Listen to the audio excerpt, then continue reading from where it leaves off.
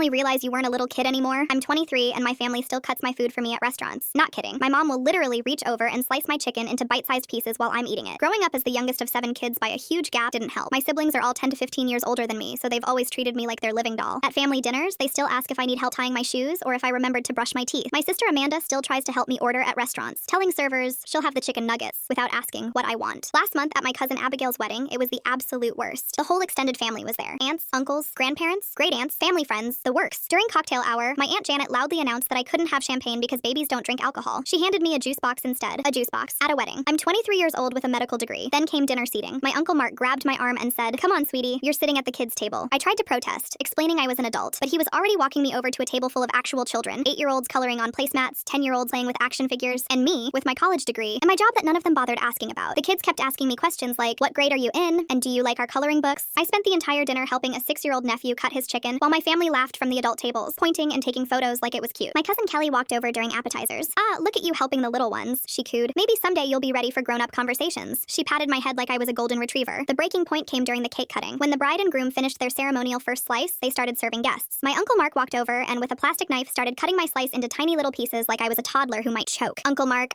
careful with the fork, sweetie," he interrupted, taking it from my hands. "We don't want any accidents. Remember what happened at Christmas when you tried to use the good silverware?" I hadn't dropped anything at Christmas. He was just making stuff up. The entire reception was staring at this point. Other guests were whispering and pointing. Some were filming with their phones. I felt my face burning with embarrassment. That's when the bridesmaid of honor walked over. She was this elegant woman in her 40s, looking confused. "Excuse me, are you Dr. Nguyen?" she asked, staring directly at me. Everyone at the nearby tables turned to look. My Aunt Janet burst out laughing like this was the funniest thing she'd ever heard. "Oh, honey, that's just our baby cousin," she said condescendingly. "She's still figuring out college classes and living in the dorms. Playing dress up as a doctor, aren't you, sweetie?" The woman's face went from confused to absolutely shocked. "Ma'am, this is Dr. Nguyen," she said. "She performed emergency brain surgery on my 6-year-old daughter last Tuesday at Children's Hospital. 8-hour operation." You could hear a pin drop. The entire reception fell silent. Even the band stopped playing. My mom's champagne glass froze halfway to her lips. "Surgery? But she's only..." Her voice trailed off. "23, I said quietly, finally speaking up. "And I've been a licensed neurosurgeon for 8 months. Youngest in the state. Youngest in the country, actually." My Uncle Mark was still holding my plastic knife like an idiot, his mouth hanging open. The maid of honor continued, her voice getting louder so everyone could hear. "She saved my daughter's life when 3 other doctors at different hospitals said the brain tumor was completely inoperable." My Aunt Janet's face went completely white. She slowly reached over and pushed my juice box away from me like it was contaminated. "The hospital called her a prodigy," the woman went on, her voice carrying across the silent reception. "Said she has hands steadier than surgeons with 30 years of experience." I stood up and took the plastic knife back from my uncle's frozen hand. "So," I said, looking around at my family's stunned faces, "I think I can handle cutting my own cake." The maid of honor smiled and walked away. My family just sat there speechless while other wedding guests started whispering. Finally, my mom whispered, "Why didn't you tell us what you really do for work?" "I tried," I said, "multiple times, but every time I mentioned the hospital, you assumed I meant my campus coffee shop job." That night, I got 7 separate apology texts and 3 offers to help me find a real apartment.